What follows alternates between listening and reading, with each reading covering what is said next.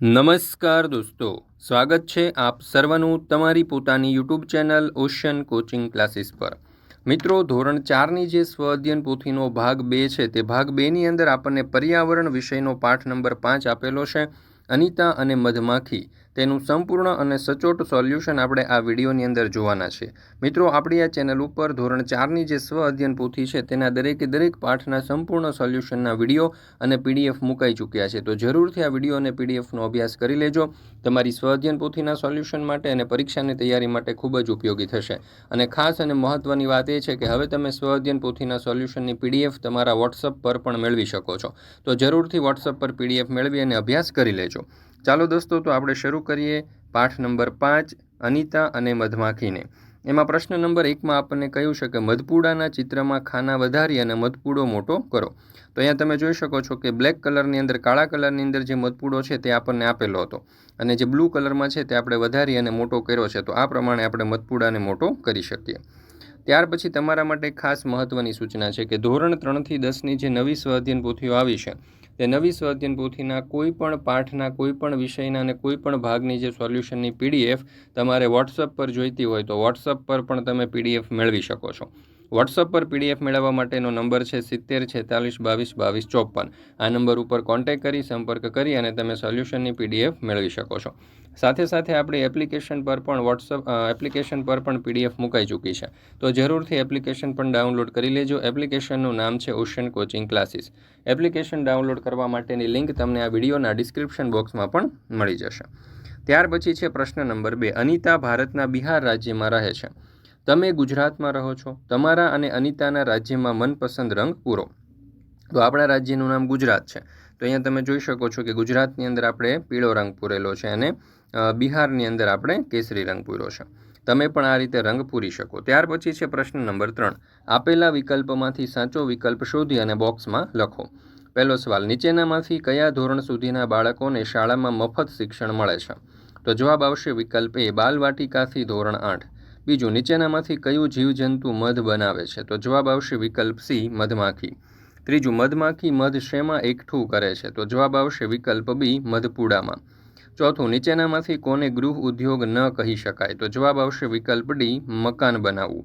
પાંચમું, નીચેનામાંથી કયું વિધાન ખોટું છે? તો અહીંયા જવાબ આવશે વિકલ્પ બી, મધ ખાંડની ચાસણીમાંથી બને છે। છઠ્ઠો સવાલ, મધમાખીઓ કયા મહિનામાં ઈંડા મૂકે છે? તો જવાબ આવશે વિકલ્પ ડી, ઓક્ટોબર અને ડિસેમ્બર।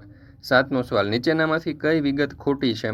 તો જવાબ આવશે વિકલ્પ એ, નર મધમાખી મધ તૈયાર કરે છે, આ વિગત ખોટી છે। ત્યાર પછી આઠમો સવાલ, નીચેનામાંથી કોણ સમૂહમાં રહેતું નથી? તો અહીંયા જવાબ આવશે વિકલ્પ ડી, કરોળિયો। નવમો, નીચેનામાંથી મધનો ઉપયોગ ક્યાં ક્યાં થાય છે?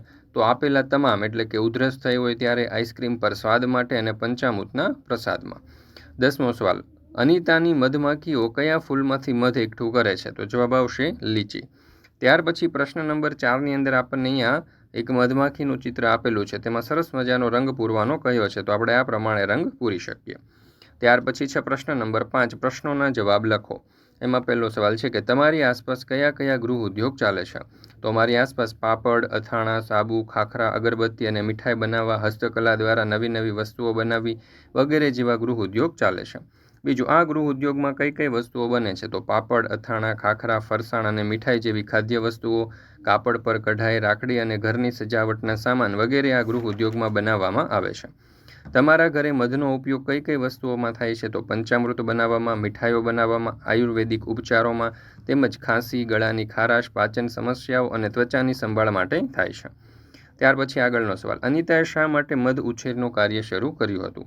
તો અનિતા મધની મોટી વેપારી બની અને લોકોને મધની પૂરતી કિંમત અપાવી શકે એટલા માટે મધ ઉછેરનું કાર્ય શરૂ કર્યું। ત્યાર પછી છે આગળ, મધ ઉત્પાદનનું કાર્ય કેમ કઠિન છે? કારણ કે મધમાખીઓ ઘણી વખત ડંખ મારે છે, જેના કારણે શરીર સૂજી જાય છે અને ખૂબ જ પીડા થાય છે। શરૂઆતમાં ખર્ચ પણ વધુ થાય છે, તેથી મધ ઉત્પાદનનું કાર્ય કઠિન છે। ત્યાર પછી આગળ, કેટલાક ગૃહ ઉદ્યોગ માટે સરકાર તાલીમ આપે છે, તમે તેવા ગૃહ ઉદ્યોગ વિશે જાણીને તેમના નામ લખો। તો સાબુ બનાવવા, મસાલા પેકિંગ, અગરબત્તી બનાવટ, પાપડ વડીઓ બનાવટ, સિલાઈ, એમ્બ્રોઇડરી, હેન્ડીક્રાફ્ટ, હસ્તકલાનો વ્યવસાય, પ્લાસ્ટિક વસ્તુઓનું રિસાયકલિંગ વગેરે સેવાઓ માટે મફત તાલીમ આપે છે। ત્યાર પછી આગળ, મધ જેવી બીજી વન્ય પેદાશો કઈ કઈ છે? તો ગુંદર, લાખ, બોર, ત્રિફળા, રાળ, મશરૂમ, ખાખરાના પાન વગેરે જેવી વન્ય પેદાશો છે.